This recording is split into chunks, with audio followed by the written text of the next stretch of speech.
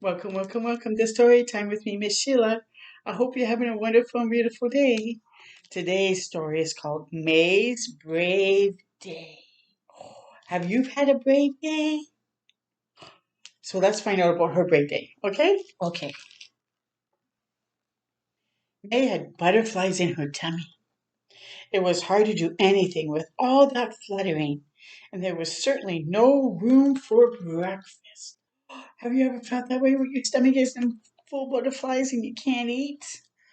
Oh, sometimes this happened when she was worried. May needed to think, and she always did her best thinking in the garden. So she's going outside to the garden. She had definitely found her courage lots of times before, like riding the bike. Oh, and then she scraped her knee, climbing a tree, and I guess diving into the pool. But today did not feel like a brave day at all. Oh no, May. May could hear a voice calling from the back door, but she lay very still in the cool grass and watched a tiny, shiny ladybug settle across her hand. Its little legs felt comforting on her skin. See the little ladybug on her hand right there?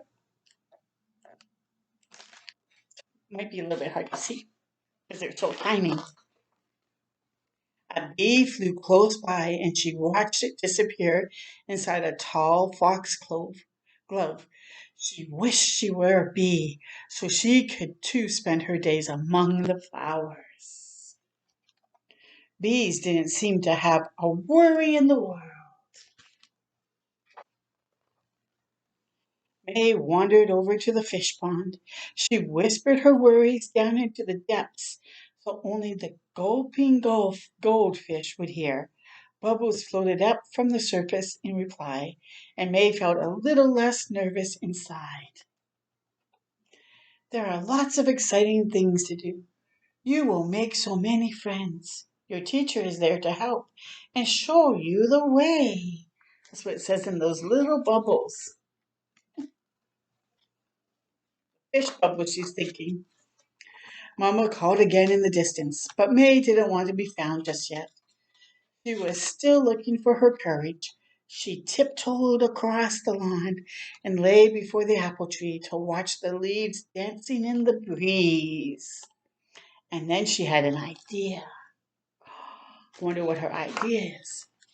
Perhaps if she jumped, or skipped, or hopped, or ran very fast, the butterflies would leave. All very good ideas. May flopped down to catch her breath, but the feeling in her tummy was just the same. A beautiful yellow butterfly balanced lightly on her hand. It sat, wings very still, and antennae tickling her skin.